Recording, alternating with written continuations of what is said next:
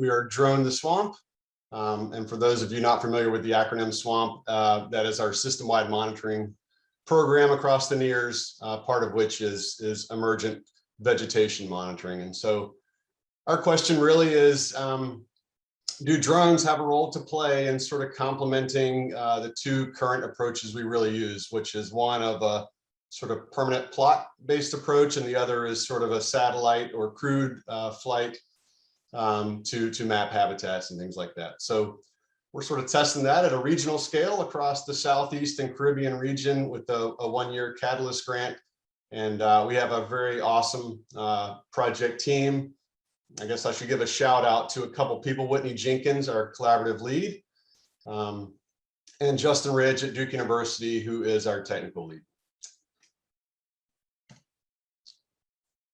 And so the issues that we're addressing are sort of both technical and, I guess, end user capacity in nature.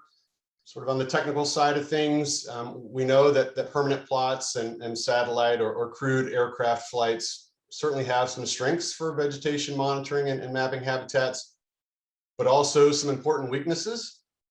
So shown in these panels are some of those. So in panel A there, the upper left corner, the permanent plots, so the little yellow squares there, can miss really important spatial heterogeneity in marshes, such as die-offs, which is outlined in red there. Sometimes working in the plots, it's kind of like you can't see the forest for the trees, or maybe more appropriately, the marsh from the grass in this case. But in panel B, is in the upper right-hand corner there, repeated ground sampling can also do some damage to pretty sensitive habitats. So trampling of vegetation and really altering hydrology by ditching almost. And so this picture here, you can see the scars along our transects from us trampling, and that's taken from a satellite. So pretty crazy. If we zoom way out and talk about satellite imagery, you really have reduced flexibility in kind of the timing of the imagery. So seasonally or tide stage, it can be obstructed by cloud cover, and as shown in the panels on the bottom there, panels C and D on the bottom row, really you can have insufficient resolution to delineate and detect change occurring at sort of important ecotones. So if you think like the low and high marsh transition or the wetland water boundary, things like that.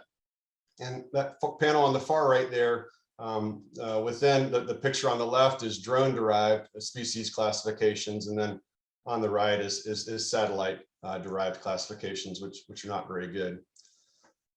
On the end user side of things, we're really building off a needs assessment done across the NERRS, conducted by Sue Bickford and Lindsay Spurrier, assessing essentially the utility and the need to use drones across the system.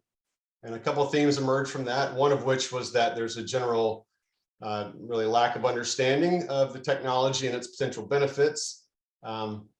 For users that took the survey that were a little more in tune with the drones, wetland monitoring and habitat mapping were identified as needs for using drone-derived data. And then lastly, folks were interested in investigating the utility of some multispectral sensors for improving wetland monitoring.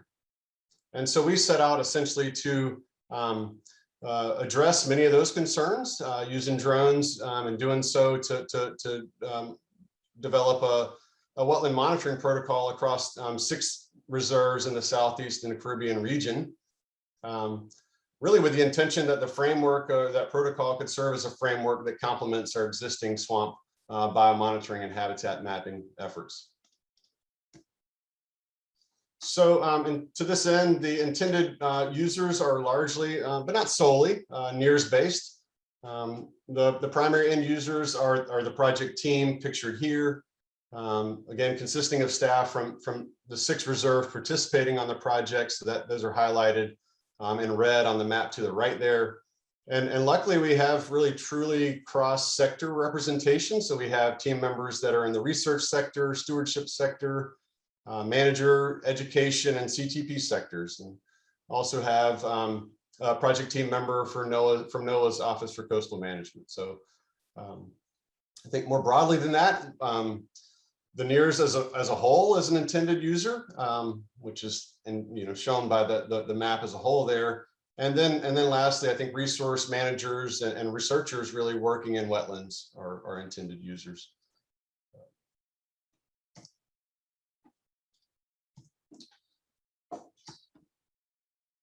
So the project approach, on the technical side of things, is really centered around paired drone-based and ground-based surveys of the wetlands, our sentinel sites, essentially at the 6 participating reserves. So that you can see in the picture there on the bottom left is us out conducting some ground-based surveys with your typical plot-based survey, RTK unit, that kind of thing. And those ground-based surveys are essentially used as the truth or for validation of our drone-based estimates of parameters. And so concurrently with that, we're flying over these wetlands and trying to use drone-derived products to estimate pretty common parameters, things like percent cover, canopy height, but we're also trying to see if we can delineate ecotones. So again, low-high marsh transition, water-wetland ecotone, wetland-upland ecotones, things like that.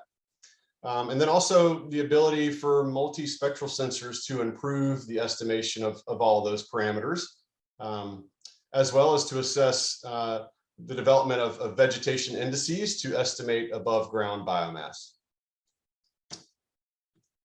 And so the collaborative approach is really one of true co-development, in my opinion. So from the very beginning of the project idea to designing how we were going to acquire the imagery, so all the flight parameters, to how we're going to process and analyze the imagery. So we've been very fortunate to have an engaged project team. And so the idea is that the project leads are putting together sort of straw man protocols based on our knowledge, literature, best practices, things like that. And we review and refine it as a project team before asking them to go out and implement it at each of their respective reserves. And then following implementation, we meet again and discuss what worked, what didn't work, lessons learned like that, things like that, so that we can further refine the protocols. And so what do we envision coming out of this? So we envision sort of 4 primary outputs. So the monitoring products are kind of shown here. The RGB orthomosaic of the North Carolina Sentinel site, elevation models, as well as multispectral indices, and all of which of those are used either sort of independently or in concert to estimate those monitoring parameters I mentioned before: percent cover, canopy height, above ground biomass, etc. Second output is a drone-based tidal wetlands monitoring protocol. Third is archive of high-resolution imagery of reserve sentinel sites, which can be valuable, I think, as we develop a time series of those. And then the last sort of output we envision is an actionable strategy for next steps in terms of developing this into a bigger effort or assessing different habitats, things of that nature. And sort of the benefits, I think, are threefold. First of all, this is, to my knowledge at least, the first regional collaboration among all the reserves in the Southeastern Caribbean. And I think those regional partnerships are powerful for addressing questions of common interest at relatively broad spatial scales. Second benefit is really increased capacity of reserves in the region and perhaps eventually across the NERRS to utilize drones for research and monitoring applications, particularly for wetlands. And then lastly, we hope that this approach that provides previously really unattainable wetland data at spatiotemporal scales we couldn't get before can improve our monitoring capabilities and ultimately management of the resource. And so with that, I will end my presentation and look to the chat for any questions.